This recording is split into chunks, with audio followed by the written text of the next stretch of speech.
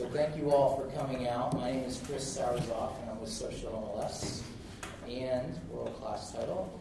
This is our inaugural Fireside Chat. I just wanted to give you a little rundown as to how we came up with this and why we wanted to do it. There's this program they have here in Central Ohio. It's called Startup Grind, and it's a tech program sponsored by Google, and they bring in startups and tech people, and it's a monthly event. It's very similar to this. They've been doing it for a while, and I thought, what a cool thing to do with a real estate focus. Let's bring in some of the top industry experts in Central Ohio, and let's have them talk about their experience, share their experience with newer agents, people just getting into the business, maybe those that have been around a while. And let's open the doors and let's learn from each other. Let's grow. So that's the idea behind this. I want to introduce my friend Heather Dunn from Coldwell Banker King Thompson. Heather was a 2015 Women's Council of Realtors Columbus chapter president and is a recent 10 under 40 and a fourth-time new mother. And some of you may not know that Heather owned a title company at one point. I did. So I would like to welcome Heather. So you, last year, you were the Women's Council of Realtors president. You did the 10 under 40. You had a baby, right? You've been pretty busy. I'm very busy. It's been an interesting lesson in juggling, I think, the important things in life and kind of realizing what's not necessarily very important. Yeah, I bet. So are you from Central Ohio originally? I am not. I grew up outside of Atlanta, northwest Georgia, until I was 11. And then we moved to West Virginia, to the hills of West Virginia, the northern panhandle. And I spent the rest of my childhood on a farm there. So tell me about Georgia. You had some stories to tell about Georgia. Yeah. So I looked it up. It was 11 homes that I've lived in by the time I was 18. By the time you were 18. Most of those were in Georgia. My parents, I don't know what their deal was, but they just loved houses. My dad was a mortgage underwriter, so he would get transferred to different places, and we lived in all sorts of houses, and it was just a unique experience kind of growing up with my mother, who was an interior design business owner, my father being in the mortgage industry, and we would spend weekends driving around looking at houses, the houses they couldn't afford, houses they wanted to rehab, just all these plans. That was kind of our fun time on the weekends. It was odd. And then you moved to West Virginia when you were 11? I was 11. Wow. West Virginia, that farm was actually my father's family farm that they had owned since before the Civil War. There were 3 farms that were built for the sons at that point in time, and ours was the only one left. But we moved there after the caretaker who had been there for decades had passed away. I had a pony, and my parents were like, "Oh, this is the perfect opportunity to live in a really cool house that needs a lot of work, and kind of have a fresh start." And we didn't have to pay for it all. So you're in West Virginia. You got up a pony. Yep. How do you end up in Columbus? I ended up in college at Wheeling Jesuit, which is about 30 minutes away from my farm, and happened to meet my husband there. He ended up never going home after college. He kind of stuck around and worked for a finance company, worked for American General, and ended up getting transferred to Heath.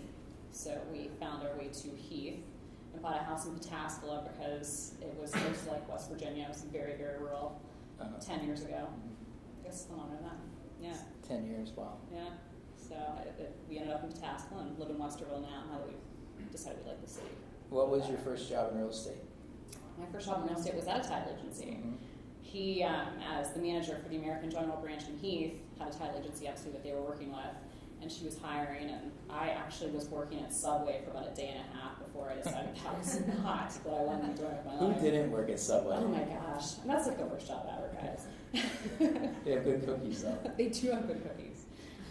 So I started working at a title agency, worked there for a year, and kind of learned everything about it because she was a 2-woman shop, and had the opportunity to go work for Syntex Home Equity, which was a subprime lender. So I did that for a year as a processor, and she came back to me, the title agency owner, and said, "Look, I want to sell. Will you come back and look at buying?"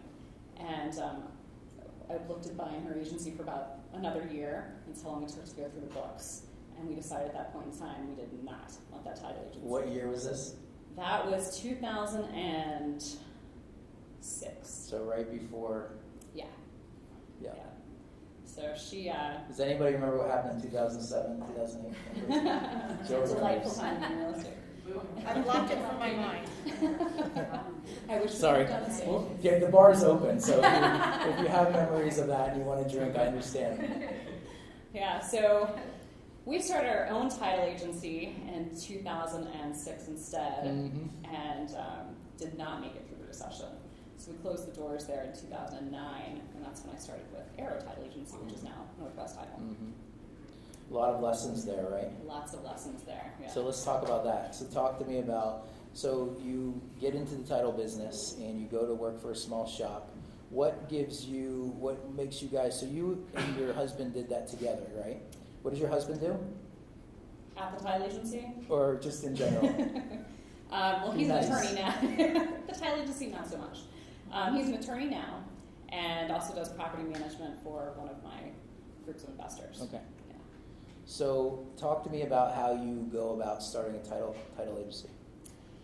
Well, I didn't really know anything else to do in real estate, and hadn't really considered being a realtor at the time. It was just title is what I did. So I went to First American, which was the underwriter for the title agency that I was considering purchasing, and told them that I wanted to kind of start my own, and they kind of guided me through that process. And I was 25 at the time, so I was one of the youngest underwriter agents to own an agency through First American. Did you have clients going into starting your new business, or did you just? We did. We had clients that we knew were kind of disgruntled with the current agency, so it wasn't too hard to come back to them after we opened our doors and get their business. We made mistakes. I mean, we relied on those clientele to kind of keep us in business. We didn't do much marketing. We kind of thought, we've got this. It sustained that small title agency for years. Why wouldn't it sustain ours? So was that your thought at the time, that you could just continue doing business with that amount of customers without growing? You thought they would stay? Is that kind of the thought at the time? Yeah, I mean, I think we thought that it was never going to be as bad as it got to be, and that the new realtors that were coming in on transactions that weren't like driving the business to us, we'd win them over because we were great, and we answered the phones at all hours of the night, and I had a BlackBerry, and we were so techy. Yeah. So we thought we were the bee's knees.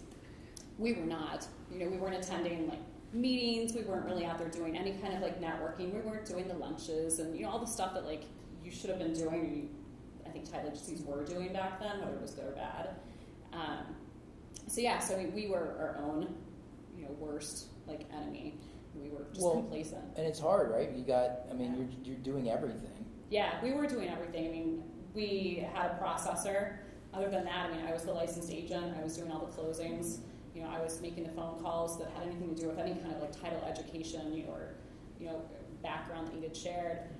My husband left his job as a manager at the finance company to come over and help to kind of juggle some of that.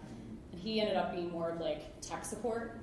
So yeah, not exactly my marketer, somebody who was helping out with a whole lot of stuff. Jack of all trades. Yeah, it was he started right around the time that we were finishing or closing the title agency. He started considering law school, so he was gone towards the end as well. But it was a challenge, and it's certainly it was a big 180 from where it began and how things ended. And we did everything that we could to try to hold that baby together. But did you hold on too long? Absolutely. Yeah. Yeah, and that's one of those lessons that I think I've learned is like when to kind of like cut and run, from something to know, when it's time to go or when it's time to start considering other things. It was, we definitely held on too long. It was that personal finance issues because of it. Well, yeah, it's interesting. I know. We did the same thing. Kelly didn't take a paycheck for how long? 2 years, I think. Yeah. 18 months, maybe. And she refused to let anybody go. Yeah. And we both did. Yeah. And that was, we were lucky because we were able to continue through it. But yeah, it was tough. Yeah. It's a dark period. How fortunate are we now, right? It's such a better market. Yeah. It's unbelievable. Yeah. I think the difference between, now and then, and just how blind. I think, really, like, I was so young. I was 25, and didn't really know what I was getting into. He was given this great opportunity, and I think First American as an underwriter was just kind of like, yeah, this is great. It's another agency. Like, they're making money. They will make money. They have a database. They put a lot of faith into us, but not a lot of training. And we faltered. It was our own fault. Yeah, it was the business, especially in 2006. Absolutely. Yeah, that's interesting. So what positive things for you came out of that? I learned that you can't just sit back and expect business to come to you. You absolutely have to go out there and get it, and you have to ask for it. Not just showing up at meetings or showing up at doorsteps or wherever. You have to ask people to give you business. And I carry that now. Like, it's realtors. Maybe it's realtors who don't deal in like the area that I'm at, or don't want to deal with first-time home buyers, or don't know anything about grant money. Whatever it is. Ask for the business. Let people know that you're out there. Let them know that you're a resource. And I think that you can find a way to survive, like whatever the hiccup happens to be in your kind of career at the point in time, as long as you're out there like consistently asking for business. So I'd say that was like the number one thing that we took away from it. Number two is like you've got to know when to end it. It shouldn't be at like the peril of like your family and your house and everything else. Yeah, I think that was one of the biggest things we learned is then that's probably the toughest decision I think anyone that has their own business ever has to make is when is it that time? Yep. So you stop doing that, and how do you get with Arrow? So I had my conversation with First American that it just wasn't working out, and we were struggling. So they were like, "Well, we're gonna pull you." And I started looking on Craigslist. I was like, "I've got to find a job." And again, all that I know is title.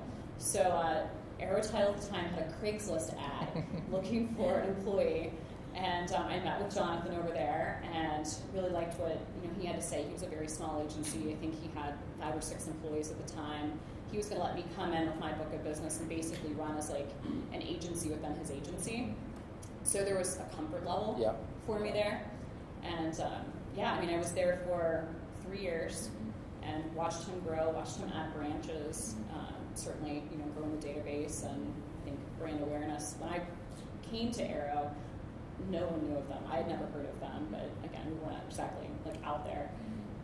But yeah, he blossomed, I guess, in 3 years with that agency. Is that the word we're using? That's the word we're going to go with. So I remember at that time, so we were competing. We were competitors when you were there, and I've been with World Class 8 years now, so that was, 2006, 2007, somewhere in there. And I remember one night I was looking online at some of the stuff you guys were doing, and I was like, they're beating us. And it pissed me off. But it was good. I mean, that's the kind of healthy competition that for me is, I need. And I remember thinking, man, I don't like her. I like you. I'm a nice person. No, well, you guys were doing good work. So let's talk about that a little bit. What were some of the takeaways from your time there? I think Arrow really taught me to, that marketing does pay off. I mean, again, not just, in hindsight, I wish we would have marketed, but, if I wanted to get back to where, like, I needed to be as a commission sales rep, I had to do things, and I had to go outside my comfort zone. I joined, Women's Council was like the first thing that I did. Joined Women's Council of Realtors. It sounded fun. It sounded like, it's going to be a nice All they do is drink wine. That is day drinking from They what I hear. day drink. Don't judge. No judgment. So, I was given the opportunity with Arrow to kind of go out and do things and to kind of see what worked. And I went back and forth for a little while. I was like, I don't really want to do the sales rep thing. Like, I wasn't comfortable doing it. I didn't want to, have to do the public speaking. I didn't want to have to go, cold call on people. So I came back and I was an escrow officer. I was like, this sucks. Like, I don't want to work behind a desk. I know never ever again do I want to get stuck with that. So I went back to sales and just kind of like took the reins and did it and realized that, you can ask and people will send you business and you can establish relationships and that it's okay and it's pretty cool that you can have business relationships that turn into friendships. And it was kind of like a dawning realization. It was really a women's council thing, that was okay. People could know about your personal life and and your business life, and it would make those relationships stronger. Mm-hmm. And it was just not something that anyone had ever said. That you can blend all of that together. So that's such a good point. We talk about that a lot in the CE stuff we do, in the social media stuff we do with Facebook. Yeah. You're a real estate agent and you're not friends with your clients on Facebook, even if your privacy profiles are different. But these people are investing with us their biggest asset they're ever going to have in their life, and we can't be Facebook friends with them. Right. Yeah. But it's that this invisible barrier that gets put up, I think, sometimes. And my thought on that is, I invite all my clients to be my friends on Facebook, and I have a business page and I have a community page, and so I'm managing 3 pages basically. But I run them personally first, partially because I want to get to know them better. When you first meet somebody, you're not really sure how to feel them out. So if I can go through and kind of check out what they're doing or what they like, I feel like I'm able to have conversations with them that cause us to bond. And we're just we get along better. You're gonna have a smoother transaction.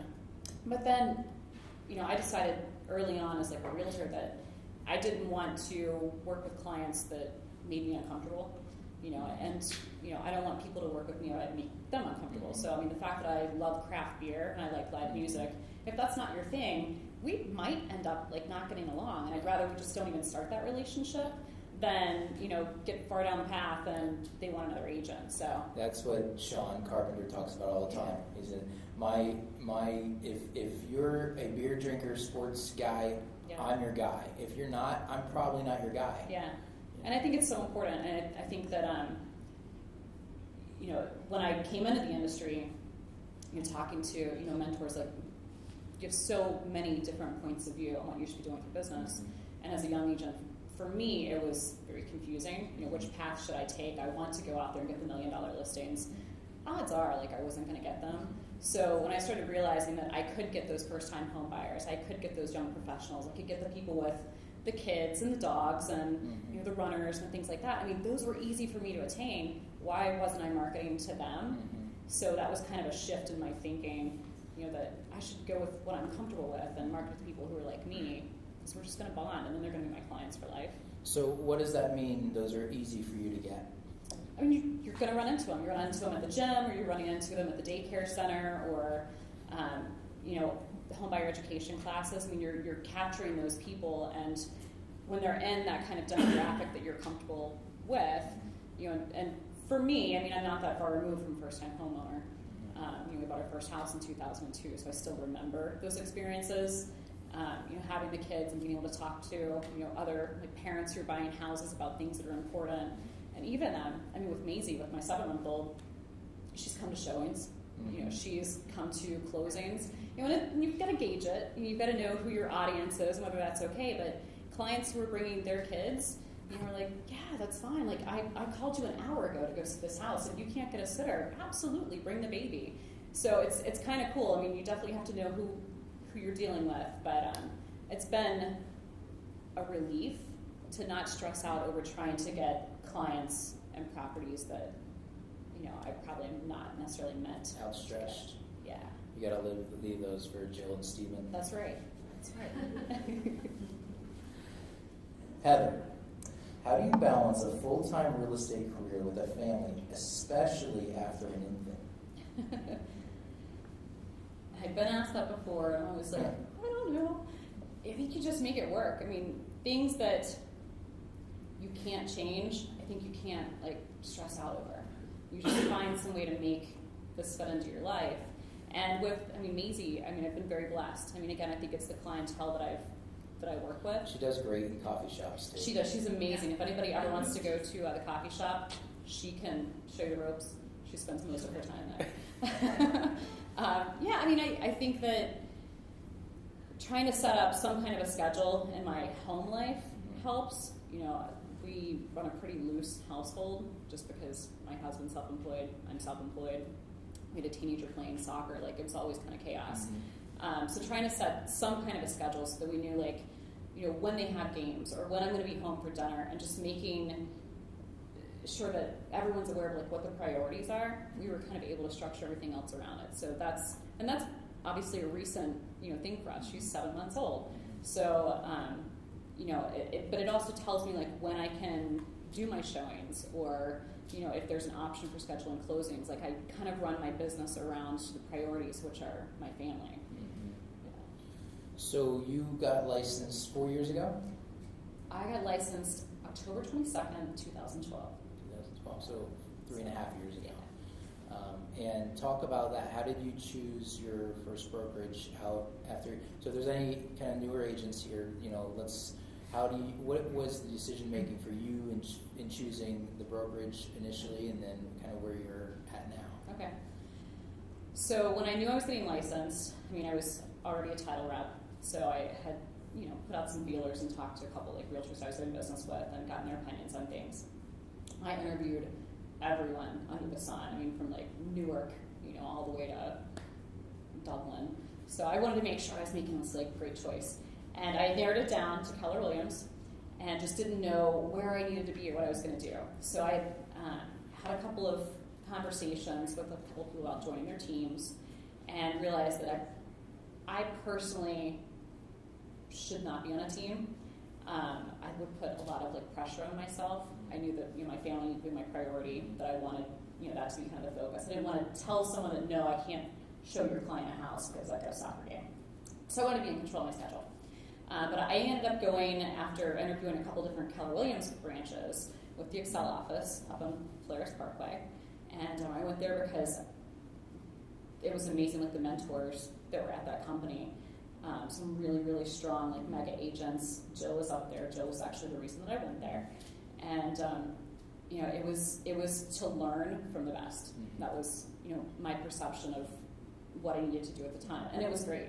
I think that the opportunities that were there to be able to like pick the brains of the people who were there was what you need as a new agent, at least part of it. I was there for a year, and ended up going to Coldwell Banker, which is where I'm at now. And it was actually more of a financial thing, because I didn't want to be on a team. I had a lot of overhead as an independent agent, and had already kind of gone through my 401k funds, and needed to kind of make What's a move. that? Yeah, right? Apparently, when you work at a title agency, you get those. Realtors, you do not. Oh. So I made the jump, and again, it was like, it was the perks. Lock boxes are included, and signs are taken care of, and they deliver them to the yard. So I kind of thought, well, this is going to fit what I need in my life right now a little bit more. And I don't know. It's just, I think each brokerage that I interviewed had something great to offer. I think Keller had like the mentors and like these like masterminds that you could kind of pick the brains of. Coldwell Banker, I needed more of like the financial kind of backing. And that's where I'm at right now. You like it there? I do. It's different. It's corporate, which I am not. Go ahead. I realize now that I don't like the corporate feel of things. I like to be a little bit more individual. The things that I do don't necessarily fit their like mold. I have found that there's a lot of education offered there. None of it's CE, which is difficult for me because I am involved in so many organizations. So I feel like I'm not able. I don't want to attend those classes because it's kind of a waste of my time.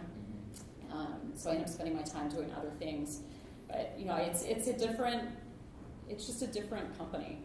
I feel like the agents that are there are very like corporate focused. They're they bleed white and blue, and Keller Williams bleeds red and white. So everybody has their kind of thing.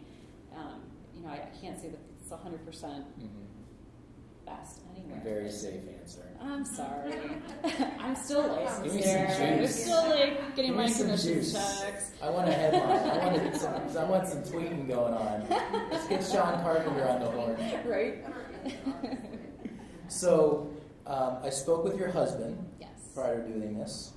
I was doing some digging of my own to get some dirt. And one of the words he used to describe you, he said that you're a very tough woman. He would know. He said that you have an inner strength. He told me about an accident you had riding a horse. Tell me about that. All right. My third child, my son, So you keep in mind, 4 kids. How many dogs? we have 4. 4 dogs. I have 2 foster kids. And you moved from Itasca to Westerville. Westerville. How many square feet is that house? Now, Yeah. oh my God, we're in it's like just under 1,500 square feet. Yeah, and our previous house was like 38. So, Oops. yeah, well, it's our 2-year HUD plan, so Uh-huh. yeah. But yeah, the accident was like 2007. Because he was 6 weeks old. I was just given permission to start like physical activity after having him. So I show up at the barn. I had a horse for a few years, and she had been in training while I was pregnant with another facility where she had been abused, like severely abused. Like they were starving the horses, they were locking them in the stalls, and they were taking the boarders' money and often recorded shows. So I removed her from there and put her in a barn that was close to my house. So I show up like 6 in the morning. I'm like, this is awesome. I'm going to get back in shape. I'm going to start, riding my horse again. We're going to work through these issues. It's going to be amazing. And we were not working well together that day. And she actually reared up and fell over on me and crushed my ankle, severely crushed my ankle. So I have 3 screws and 2 pins in my ankle and no mobility in it whatsoever. But she should have killed me. I should have died because the way that she fell, she naturally should have rolled over top of me to get herself back up, and she didn't. She managed to kind of pull herself the other way. So yeah. How did you get out of that? It was a long crawl. So the arena and where we fell in the arena was like the far side of the indoor arena. So I actually tried to stand up and could not. That was not going to happen. I couldn't hop my way around the arena, so I actually crawled about 1/8 of a mile from where we fell into the barn to yell for help. 1/8 of a mile. Yeah, which is like 200 meters. I'm a runner, so I see everything in meters. And So you, with all the hardware in your foot, you're still running, right? against doctor's orders. Against doctor's orders. But I don't know what else to do. I've always been a runner. I ran middle school through college competitively. So it's just kind of it's my cathartic thing in my life. You can go out there and solve all the world's problems by running. So after the surgery, they were like, you're going to have necrosis of the bone. We actually had to wait a week after the accident happened because they weren't sure if they would have to amputate my foot. It was that bad. Wow. Yeah. So when they did the surgery, they were like, we don't know, there's no guarantees. The bone's going to die. You're probably going to have your ankle fused. It's not going to be good. So we kept waiting and waiting, and I could slowly start putting pressure on it. I was laid up for 3 months on a sofa with my foot in the air. They were like, don't do anything else. So at the end of all of that, I had to teach myself how to kind of walk again, because you don't have any kind of pivot when you have the injury I had. And teach myself how to wear heels again, which was the worst part. Because who doesn't love their heels? I do. I know, right? So finally got to a point where I was like, I need to do this. I need to be running. I was walking in my running shoes all the time. So just kind of picked it up and started running again, and they were doing, x-rays every now and then and seeing very little necrosis of the bone. So I just kept doing it.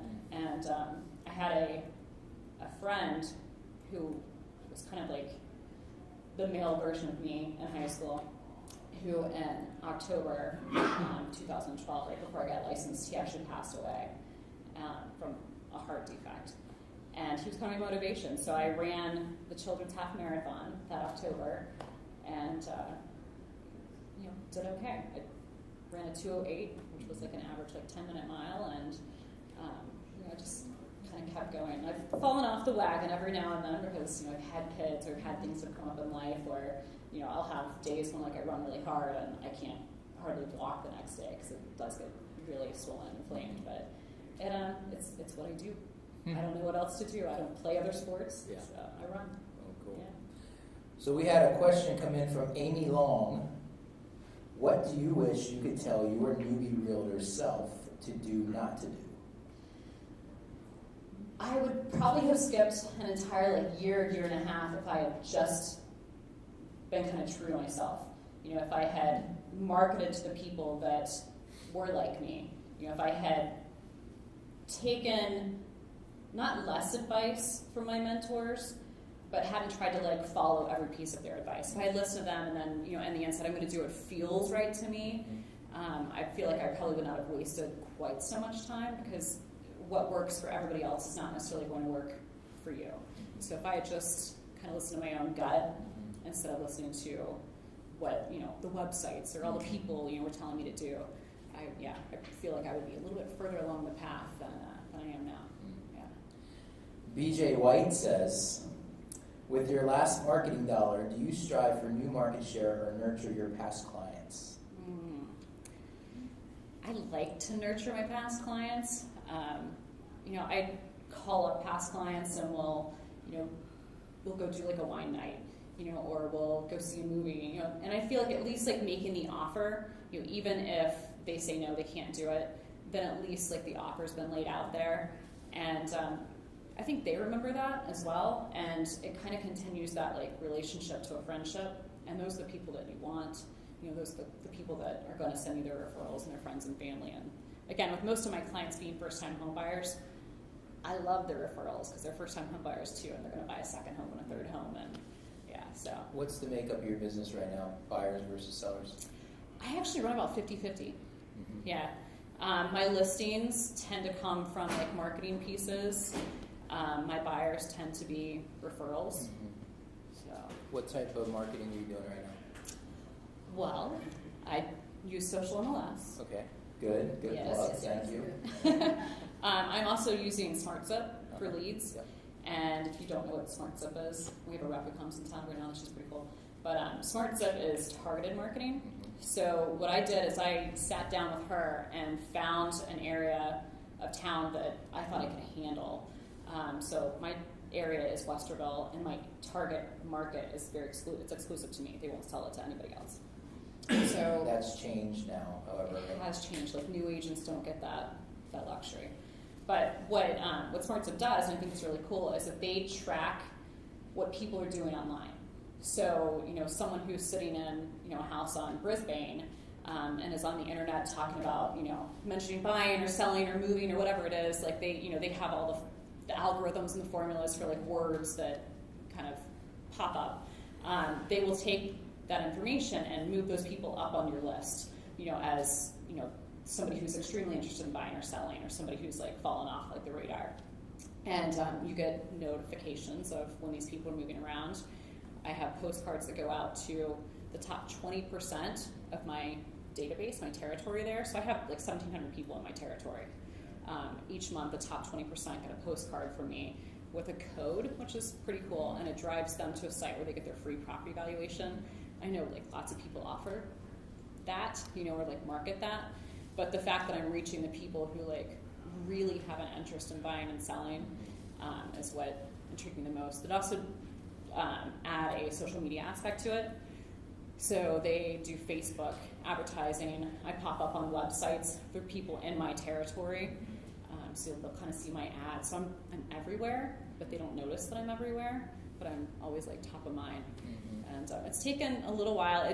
I had a really weird kind of shaped territory that was around the house that we used to live in, and I never would walk it. I was like, this is just impossible. So I moved it to more of a square territory that's in a lot of neighborhoods. It's very dense, and it's much easier to kind of walk and talk to the neighbors, and I can push the baby, or I can take the dogs on a walk, and it's just much easier to kind of keep an eye on what's going on there. But they estimate it takes about a year before you start seeing production from it, and that's what I've seen. The last postcard that went out, I got 4 CMAs off of, and 2 people I'm talking to right now about listing their houses. So I feel like that's well worth the monthly expense. Yeah, it's interesting. So I'm not getting paid from SmartZip in any way, shape, or form. But what I was interested to find out about them is that they're, I assumed they're a postcard company, right? Right. And I hate postcards. Right. I just hate them. We toss them. I mean, everybody tosses them. Well, and once they hit your mailbox and they go in the trash, it's dead. Yeah. I mean, there's just nothing. But whatever. But I know a lot of agents are successful with them. But SmartZip is a data company. Right. Their big push is data, which is fascinating because that's it. Postcards are just their vehicle, right? Yeah. And hitting that top 20%, it's a really smart play. And what are they? Just to kind of add the SmartZip real quick.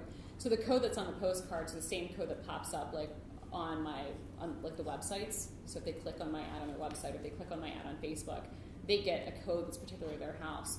So what's really cool about it is that you track like these people, like you see how many times they've clicked or where all they're like visiting your information, and you capture their email addresses, you capture their phone numbers, and they're people that want you to target them. So I think that was a learning curve for me as well. It's like stop targeting these people who don't want to open, or look at your postcard, or don't want to open your email, and spending money on like e-newsletters and just postcards that were going out to neighborhoods when I'd sell something or when I'd list something, or when it would go in contract. Like I was just spending so much money, and I feel like this gives me like a target, a focus, which I need.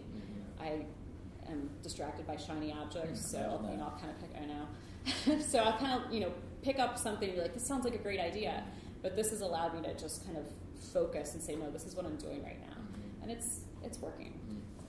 It's interesting. What else are you spending your energies in right now? Marketing-wise or life in general? Yeah. Trying to get to know my neighbors, which I think is important. I think that, from a marketing and real estate standpoint, that's important. But I feel like, and I think this is a lesson from my 18-year-old, we're disconnected from the people in our lives. Like if we don't see it on Facebook, we probably don't talk to that person, really ever. So we're just trying to become more part of like our community after having been in Westerville for 2 years. So keeping busy with the kids and trying to get back to horseback riding. Actually, I'm trying to convince the husband of this. By the way, he's like, no, we need you more than we need the horses. But like running, that's the only thing that I ever did in my life. So getting back into the community also is not a bad sales and marketing tool either, is it? Right. No, it's not. And it's funny. I do find myself in the grocery store and somebody like, you are so familiar. And you never know what to say to that. I feel like you've seen me on my signs, or like, my postcards. So I just, I'm like, oh, maybe you saw me at the gym. I don't know. I'm still like uncomfortable with like how to handle like those connections. But, at the same time, like I am shameless when it comes to my business cards. Like I will drop a business card everywhere. Like they're on every bar, like bulletin board, anywhere that you go where I've been. I'll drop them like with the waitress when I'm, signing for my check.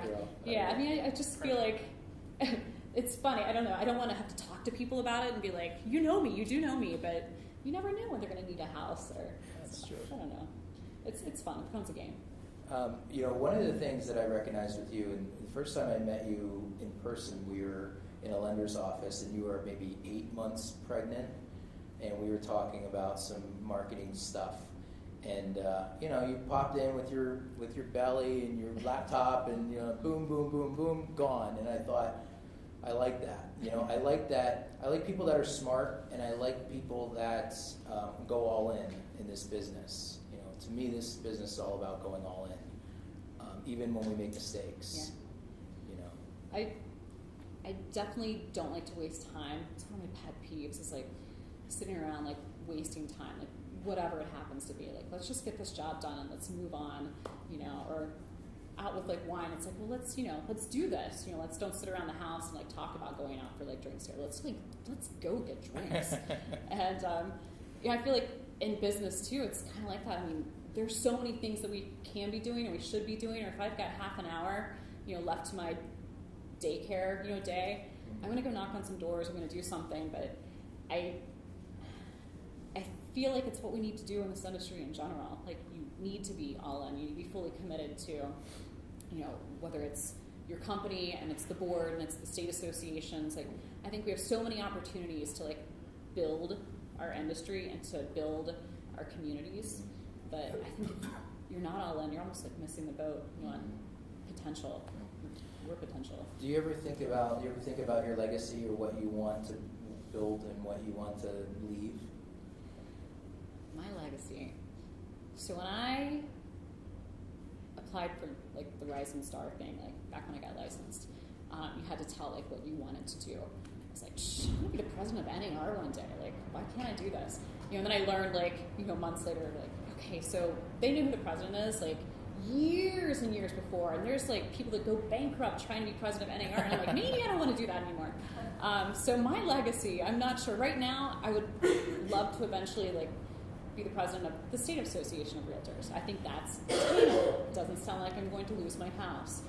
But I think, I would love to one day own a boutique brokerage that's just kind of doing it right.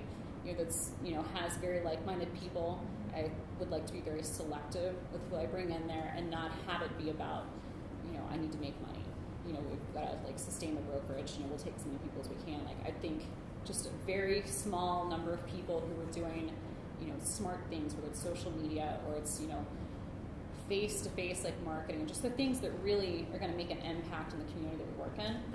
I think I would like that to be my legacy. What's your feeling on part-time agents? Did you see my Facebook post today? No comment. What's the hour? Oh my gosh, so frustrating. I am not a fan of part-time agents, and I realize that some agents need to be part-time to get started, but I think that if that's the case, then they also have to be all in, when they're focusing on their real estate. It can't be waiting to sell your brother's house, and that's your one transaction a year, because you don't know what's going on out there. Even if you're sitting in a CE class or class every single day, if you're not actually doing transactions, you're not out there pounding the pavement and talking to your affiliates, you don't know what's going on. And the questions that I heard in class today were, what is Dower, and can you have a senior living community? I was what? This was a fair housing class. So packed room, by the way, packed with people I did mention that I've never seen in my life. I don't know where they came from. But the market's up. It is up. They're coming. And we're all stressed out over our core classes right now. Yeah, they're coming. But yeah, I think that I would like to see fewer part-time agents just because I feel like a majority of them aren't productive. And I know, the board stats are that 60% of the agents out there close next to nothing, last year. So if we could wipe those people away and be left with the people that genuinely care about the industry and care about their clients and are out there staying educated and are out there, just staying abreast of the issues, I think those are the people, we would all be better for it. I think that you're going to have competition, but competition's good. Competition makes us, look for that next best marketing thing, or makes you kind of move outside of your comfort zone. But it's so easy to sit back and be I'm going to, go spend $1,500 on my license and sell my brother's house and make $3,000. There's a profit there. That's the only thing that you're doing. You're in the wrong business. You do not deserve to have a license. Yeah. That's a good point. So this was a hot topic last week at Inman. Yeah. Because you had agents and brokers very passionate about this, talking about how they would pay more, because the other side of this is the political side of this, especially with NAR, and they had NAR there saying, well, it's not a political issue. We don't rely on the 1.3 million agents and your realtors and their dues, right? So the agents were saying, well, let us pay more, make the standards higher.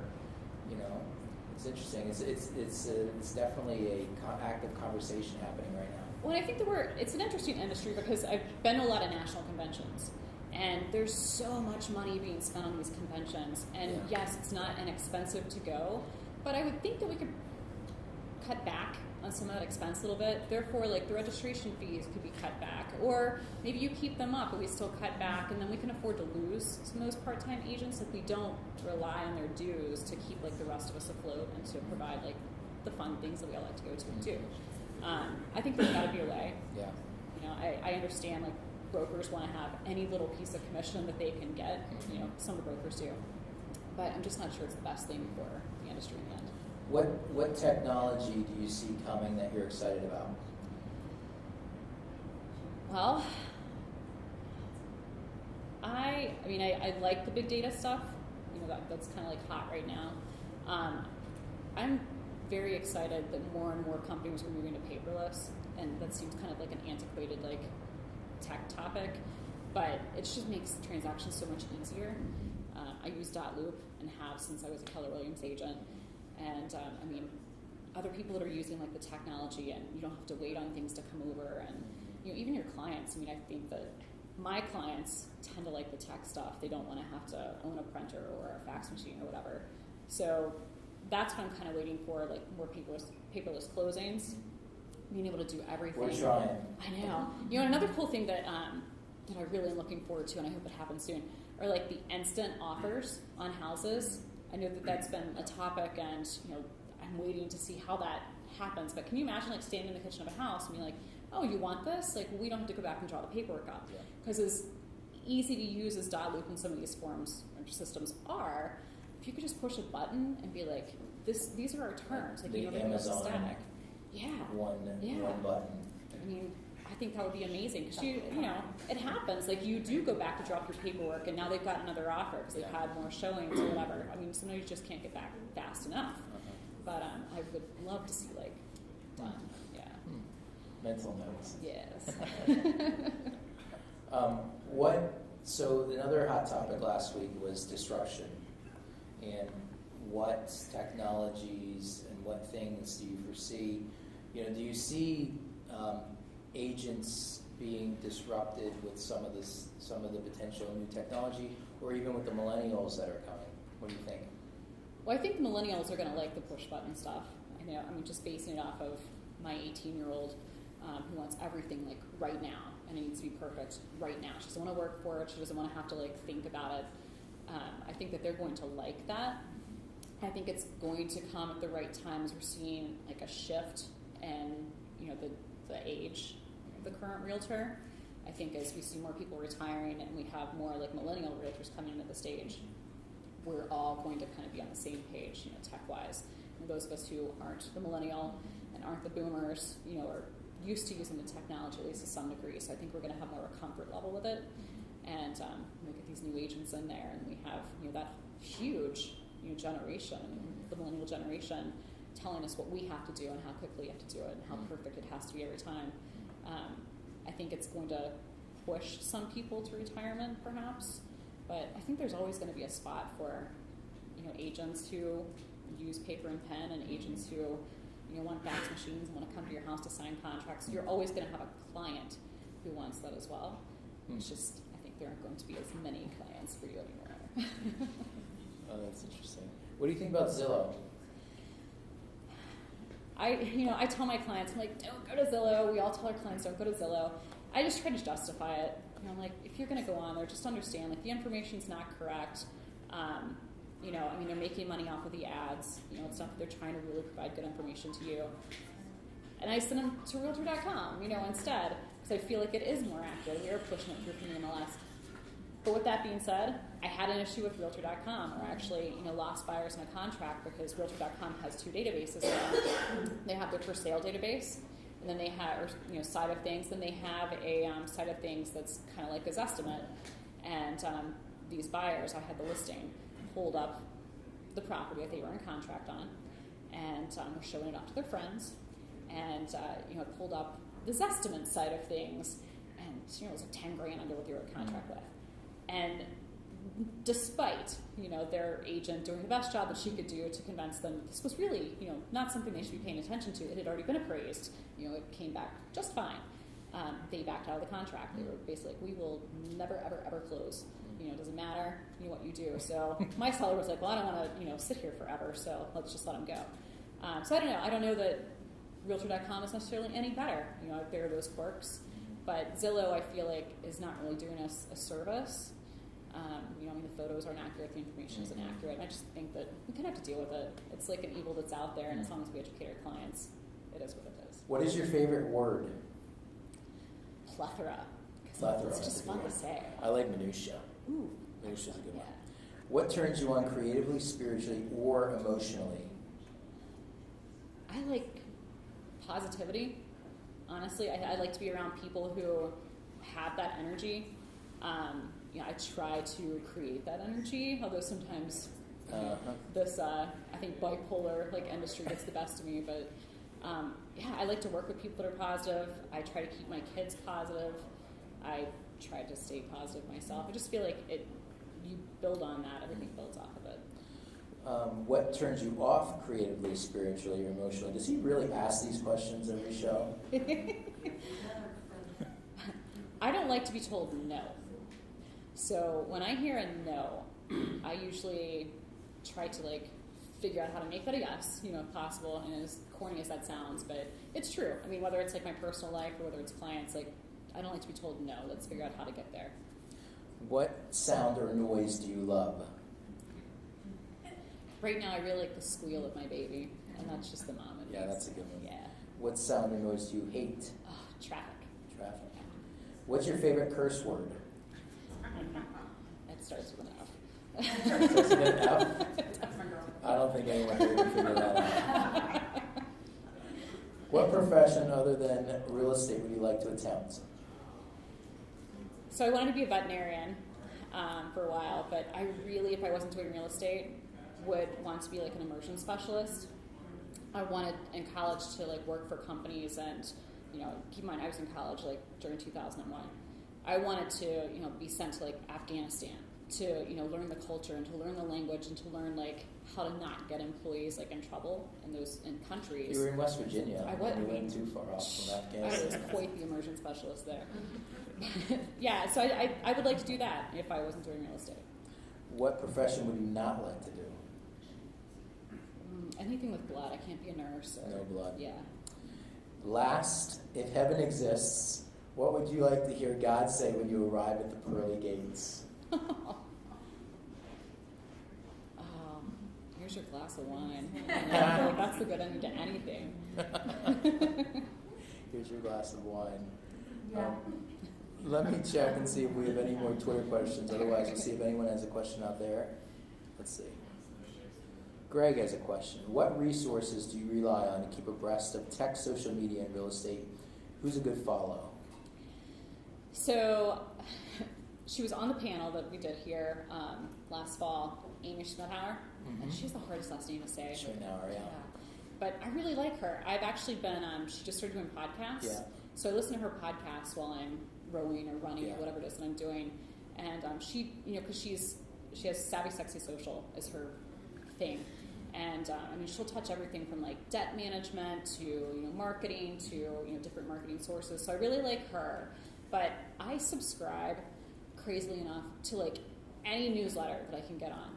And I spend part of every day kind of like blocked out in the morning as I'm drinking my coffee, and just go through like newsletter articles. And I don't read them all. I just read the ones that kind of like stick out to me. But I just feel like when you don't subscribe to things, you don't know what you're missing. But I'm bad, so I've got multiple email accounts because I also subscribe to every like store that wants my email address. That goes to different places. Imagine that. Yeah. Sounds familiar. Anyone have any questions out here? Anyone have a question? Anyone? All right. You know my story now? Well, we do know your story, and I want to thank you for being part of you're always my guinea pig, Yeah. so I appreciate that. I want to thank you for being our inaugural guest here today, and let's give Heather a round of applause.